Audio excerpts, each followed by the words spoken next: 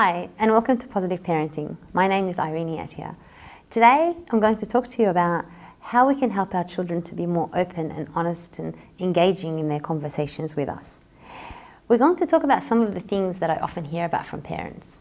Parents often tell me that as their children approach the late primary school years and early high school years, those teenage years and tween years, they close up, and questions where they'd normally say stories and discuss for hours become very closed-ended. So a parent will ask their child, "How was your day today?" "Fine." "What did you do at school today?" "Nothing." "Did you talk to anyone?" "No." "What did you do at lunchtime?" "Played." And they're faced with these one-word answers that can often leave parents feeling left out and unsure of what exactly is going on in their child's world. All parents want to be involved and help their child through life and make sure that they're a positive influence in their child's life. But there are certain ways that we can open conversations with children, and they're called door openers. And there are other ways that we can open conversations with children, and they can be door slammers into what they tell us. So some of the questions that we may like to ask our children at the end of their day, if we want them to be engaged with us in conversation, are open-ended questions like, "What do you think about your library today? Was it set up differently? What kind of books did you see?" To actually be aware of what's going on in their life and to ask some specific questions about things that we know are going on in their day. Or something along the lines of, "Would you like to share more about that with me? Just tell me more about it," and give them the space and open opportunity to share if they want to.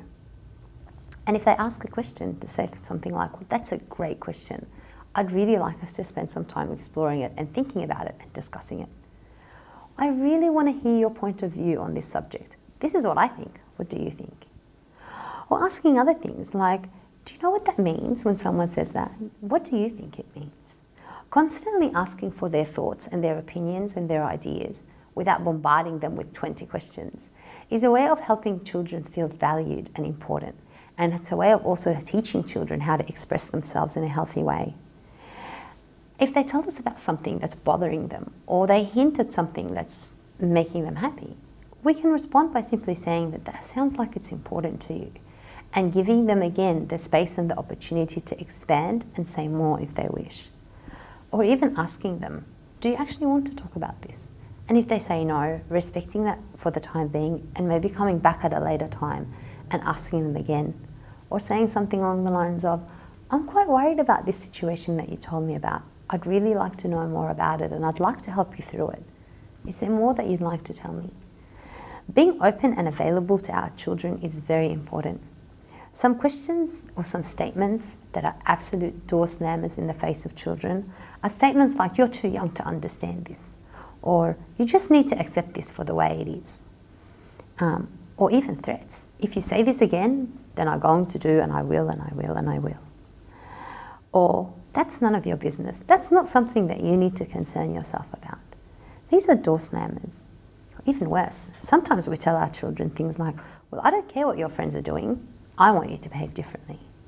And we fail to know that, well, my child cares about his friends. So by telling him I don't care, I'm not valuing the fact that he cares. I might be much better off saying something like, "Well, I understand that your friends may be doing that. What do you think is a better way of doing it? What feels right to you?"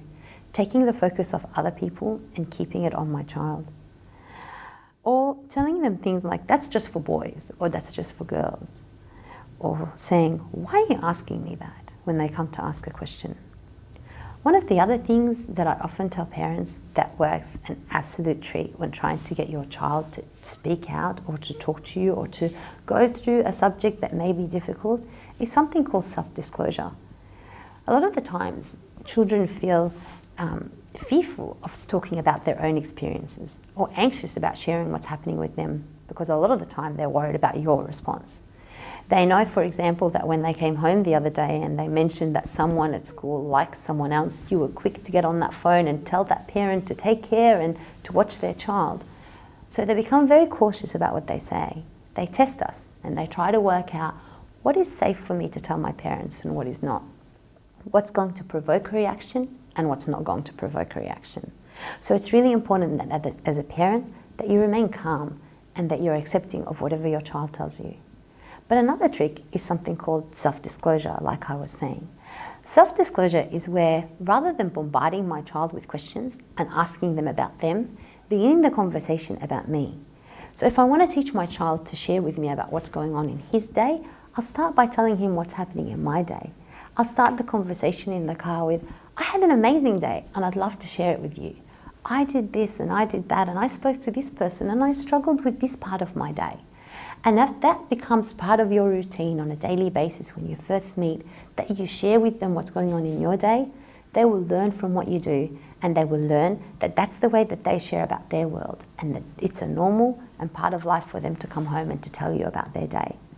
Whereas if they ask you questions about your day and you push them away, or you tell them that it's not something for them to worry about or be concerned about, or you feel that it's something that's trivial that they don't need to know about, they'll quickly learn that my day is also trivial, my day is not something important, my day is not something that I need to share. So ultimately, the more I tell my child about me and the more I tell my child about the difficulties I face and how I got through them, the more I'm honest and open with my child, the more likely that he or she will be honest and open with me. The more I use self-disclosure and door openers rather than door slammers in my conversation with my child, the more likely he's going to be comfortable and unfearful about what he tells me. Thank you for joining me today. I look forward to seeing you on our next episode.